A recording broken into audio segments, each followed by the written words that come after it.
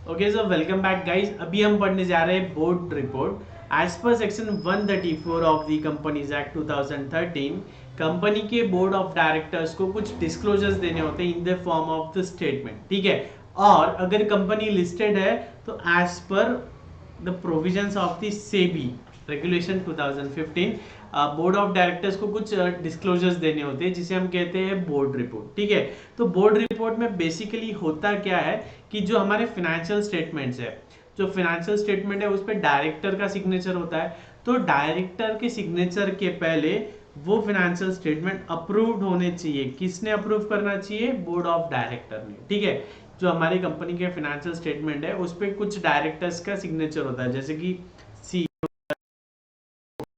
होता है।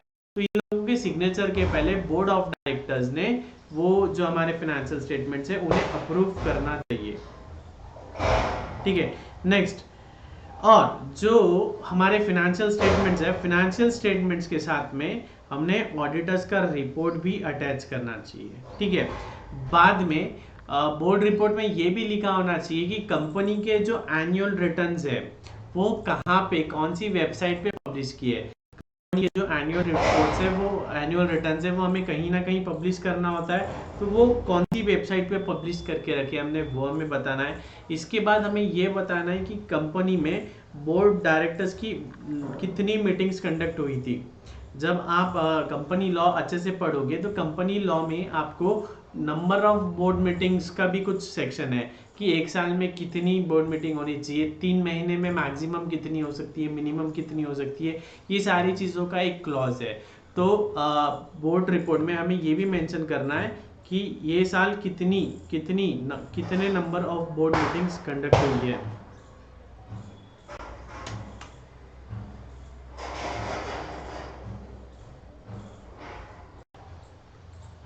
ओके, सो हमें बोर्ड रिपोर्ट में ये भी बताना है कि ये साल कंपनी में कितनी बोर्ड मीटिंग हुई है, नंबर ऑफ बोर्ड मीटिंग्स।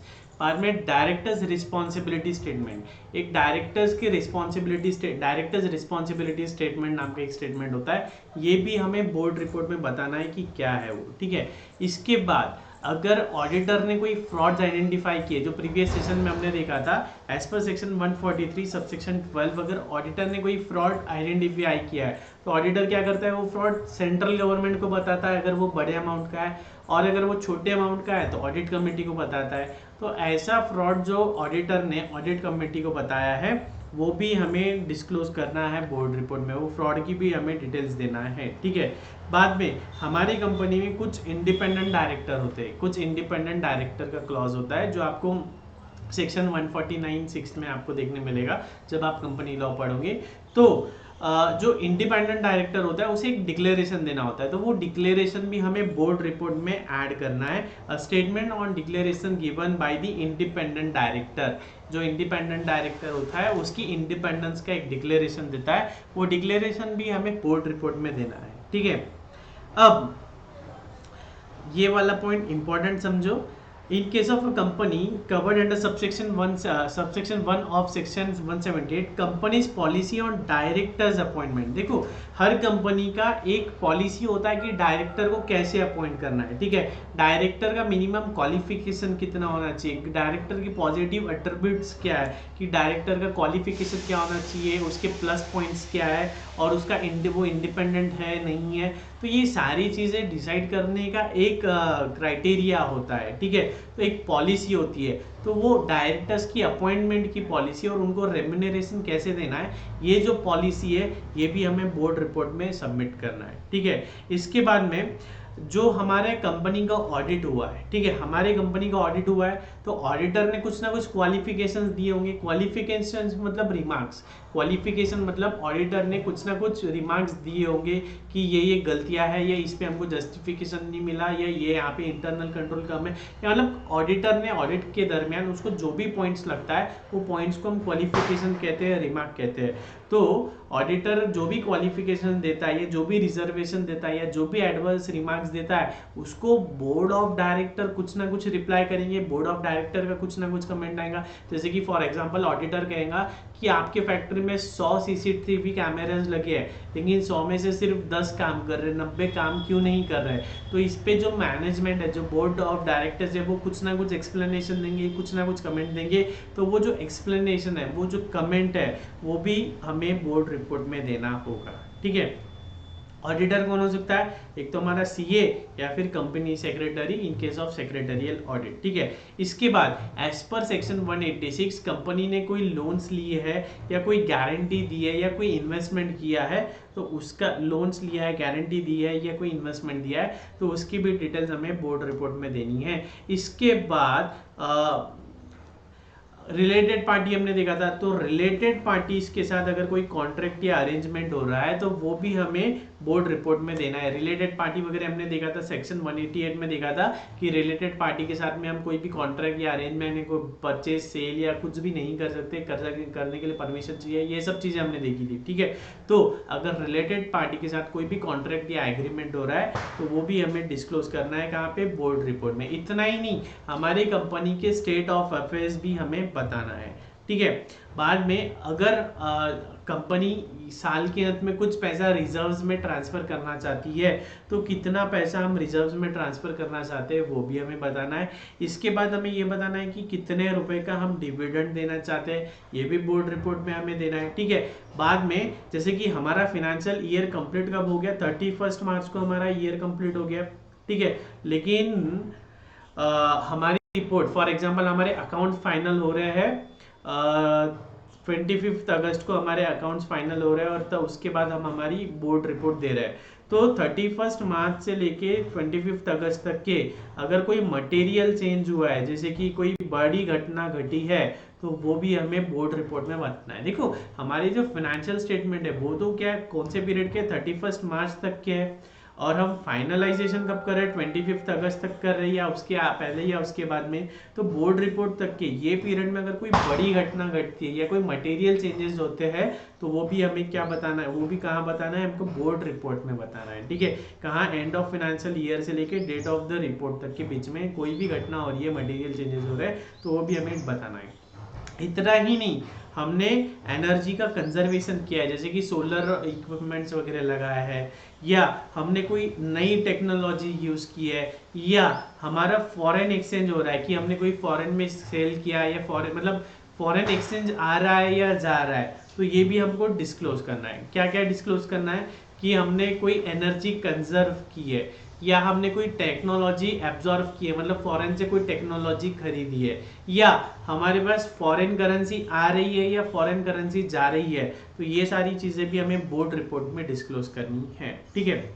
बाद में हमारी जो रिस्क मैनेजमेंट पॉलिसी है, तो रिस्क मैनेजमेंट पॉलिसी भी हमें डिस्क्लोज करनी है, और उसमें कोई डेवलपमेंट हुआ है या उसको कैसे हमने इम्प्लीमेंट किया है ये भी हमें बतानी है। ठीक है। बाद में हमारी जो CSR एक्टिविटीज़ है या हमारी जो CSR पॉलिसी है, कॉर्पोरेट सोशल रिस्पॉन्सिबिलिटी की पॉलिसी है, वो भी हमें डिस्क्लोज करनी है। ठीक है। अब ये पॉलिसी हम एक चाहे तो बोर्ड रिपोर्ट में डिस्क्लोज करें या अलग से CSR पॉलिसी डिस्क्लोज कर दे, एक ही बात है। अगर हमने अलग से CSR पॉलिसी डिस्क्लोज की है तो फिर से बोर्ड रिपोर्ट में डिस्क्लोज करने की ज़रूरत नहीं है। अगर CSR पॉलिसी अलग से नहीं डिस्क्लोज की है तो हम बोर्ड रिपोर्ट में हमारी CSR पॉलिसी बताएंगे। ठीक है। बाद में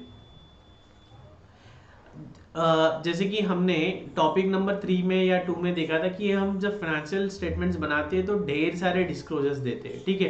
तो फाइनेंशियल स्टेटमेंट्स बनाते समय हमने कुछ डिस्क्लोजर्स दे दिए है, तो वो डिस्क्लोजर्स फिर से हमें बोर्ड रिपोर्ट में देने की ज़रूरत नहीं, कहीं पे भी एक बार दे दो। अगर फाइनेंशियल स्टेटमेंट्स में हमने कुछ डिस्क्लोजर्स दे दिए तो वो स्टेटमेंट फिर से बोर्ड रिपोर्ट में देने की ज़रूरत नहीं। अब जैसे कि और ये जो सेकेंड पॉइंट है ई और ओ कहता है, तो ओ वाला क्या है? Corporate social responsibility. अभी मैंने कहा जैसे कि अगर CSR पॉलिसी है वो हमने पहले से अलग से डिस्क्लोज कर दिए तो बोर्ड रिपोर्ट में मत दो। उसके बाद में पॉइंट नंबर ई, मतलब जो डायरेक्टर्स का अपॉइंटमेंट और रेम्यूनरेशन का जो पॉलिसी है, अगर वो हमने अलग से कहीं डिस्क्लोज कर दिया है तो बोर्ड रिपोर्ट में फिर से डिस्क्लोज करने की ज़रूरत नहीं है। ठीक है।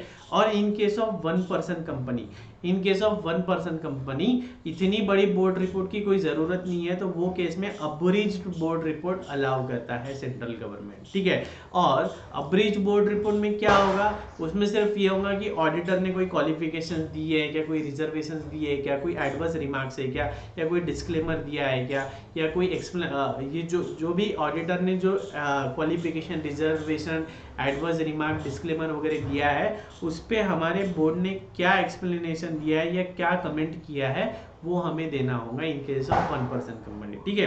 बाद में हमने देखा था कि डायरेक्टर रिस्पॉन्सिबिलिटी स्टेटमेंट भी हमें जोड़ना है ना।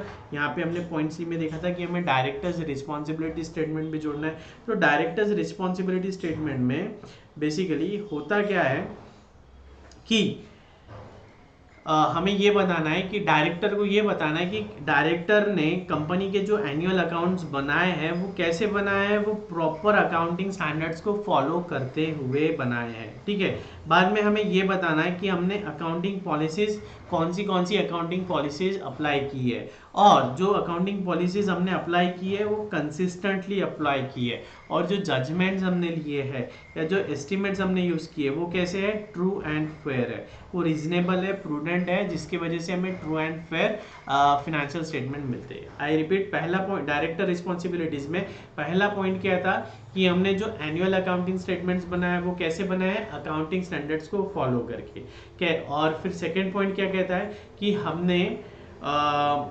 हमने जो अकाउंटिंग पॉलिसीज फॉलो की है वो कौन सी फॉलो की है, कैसे फॉलो की है, कंसिस्टेंटली फॉलो की है या नहीं की है। फिर अकाउंटेंसी करते समय हमें कुछ जजमेंट्स लगते हैं, कुछ एस्टिमेट्स लगते हैं। तो हमारे जो जजमेंट्स है, जो एस्टिमेट्स है, वो कैसे है, प्रूडेंट है, मतलब रीजनेबल है, प्रूडेंट है। और ये सारी चीज़ें करने की वजह से जो हमें फिनेंशियल स्टेटमेंट्स मिल रहा है वो कैसे मिल रहा है, ट्रू एंड फेयर व्यू मिल रहा है, ठीक है। इसके बाद हमने ये देखा कि directors have taken proper and sufficient care to maintain the adequate accounting records. अब देखो, हमने जो डायरेक्टर है, डायरेक्टर की ये भी रिस्पॉन्सिबिलिटी है कि जो हम अकाउंटिंग रिकॉर्ड मेंटेन कर रहे हैं वो कैसे एडिक्वेट है, मतलब सफिशिएंट है। ऐसा नहीं होना चाहिए कि बहुत कम अकाउंटिंग डेटा मेंटेन कर रहे हैं, हमने एडिक्वेट डॉक्यूमेंटेशन करना चाहिए, एडिक्वेट फाइनेंशियल स्टेटमेंट बनाने चाहिए, ठीक है।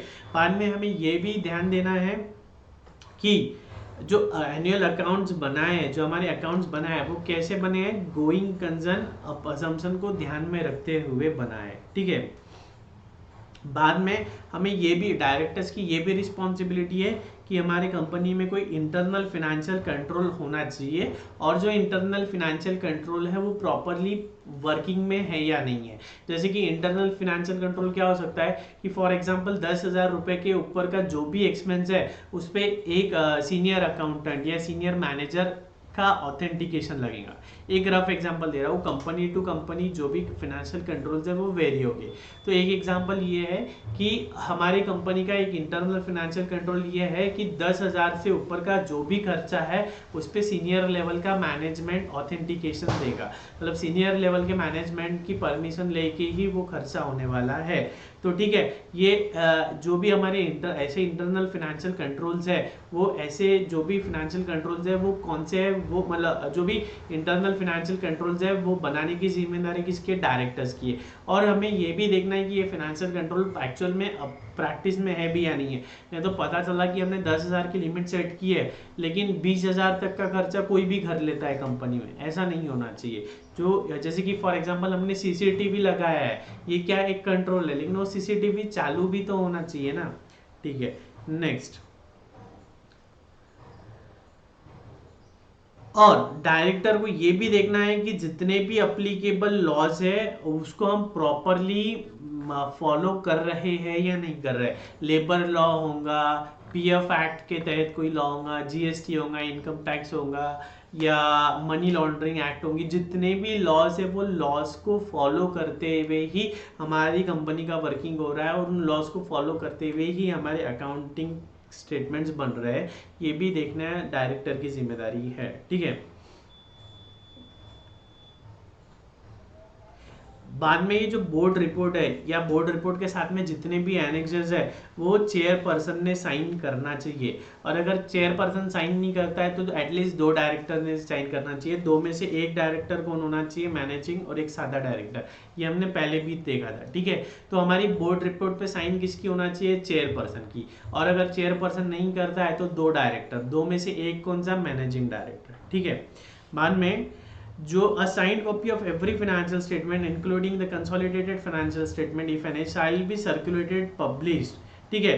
तो जो भी हमारे फाइनेंशियल स्टेटमेंट है जिसको हमने साइन कर रहा है वो पब्लिश होना चाहिए, ठीक है। उसके साथ साथ क्या होना चाहिए, ऑडिटर का रिपोर्ट भी पब्लिश होना चाहिए, जो हमने देखा था ऑडिटर्स रिपोर्ट 143 में, और बोर्ड रिपोर्ट सेक्शन 134 का, ये भी हमें पब्लिश करना है, ठीक है। और अभी हमने क्या पढ़ा, कौन सा सेक्शन पढ़ा, section 134, that is board report. अगर बोर्ड रिपोर्ट का ये जो सेक्शन हमने पढ़ा इसमें कुछ भी कॉन्ट्रावेंशन होता है तो फिर क्या होगा, तो कंपनी को फाइन लगेगा। कितना फाइन लगेगा, 50,000 से 25 लाख तक का, ठीक है, 25,000 से 25 लाख। और जो ऑफिसर इंचार्ज है उसको क्या होगा, 3 इयर्स तक का इम्प्रिजनमेंट भी हो सकता है, उसको 3 इयर्स का जेल भी हो सकता है। और क्या हो सकता है, उसको 50,000 से लेके 25 लाख तक का फाइन भी लग सकता है, या दोनों भी हो सकता है, ठीक है। इस पॉइंट में लिखा है, क्या लिखा है कि कंपनी को 50,000 से 25 लाख का फाइन लग सकता है।